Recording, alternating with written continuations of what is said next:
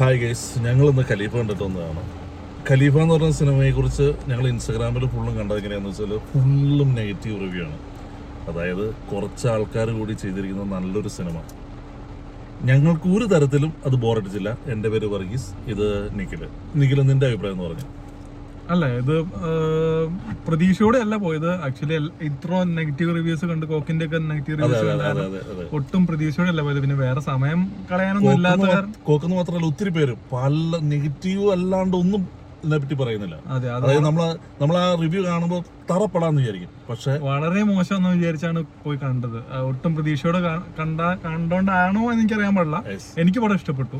പിന്നെ ഇത്ര എന്താ പറയാ, ഓരോ ലൊക്കേഷൻ ആണെങ്കിലും ഓരോ സ്ക്രീൻ പ്ലേ ആണെങ്കിലും ഒന്നും പറയാനില്ല. പൃഥ്വിരാജിന്റെ ആക്ടിങ് ആണെങ്കിലും ശരിക്കും പറഞ്ഞാൽ റിവ്യൂ കണ്ട് പടം കാണാൻ പോകുന്നവരാ ഞങ്ങള് റിവ്യൂ മോശമാണ് പടം കാണാൻ പറഞ്ഞത്. ഇത് കാണാനുള്ള സാഹചര്യം എന്താണെന്ന് വെച്ച് കഴിഞ്ഞാൽ അവിടെ പോയപ്പോ ഞങ്ങൾക്ക് വേറെ സമയം പോക്ക് ഇല്ലാത്ത കാരണം ജസ്റ്റ് ഒന്ന് കയറി കണ്ടതാണ്. പക്ഷെ ഞങ്ങൾക്ക് രണ്ടുപേർക്കും പടം ഇഷ്ടപ്പെട്ടു. ഇനി മുതൽ ഒരു തീരുമാനം എടുത്തു, റിവ്യൂ കണ്ട് പടം കാണാൻ പോകുന്നത് ഇതോടെ സ്റ്റോപ്പ് ചെയ്യാണ്. ഈ ഖലീഫ എന്ന് പറയുന്ന പടം കണ്ടതോടുകൂടി.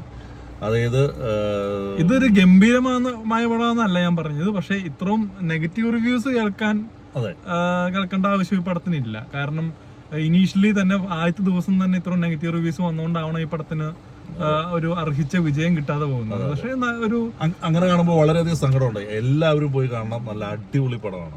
ആക്ഷൻ രംഗങ്ങളും ഒക്കെ നന്നായിട്ട് ചെയ്തിട്ടുണ്ട്. നല്ല ജെക്സ് ബിജോയ് ആണെങ്കിൽ നല്ല മ്യൂസിക് ആണ് അല്ലെ, നല്ല പിടിച്ചിരുന്ന നല്ല അടിപൊളി ഫുൾ ടൈം.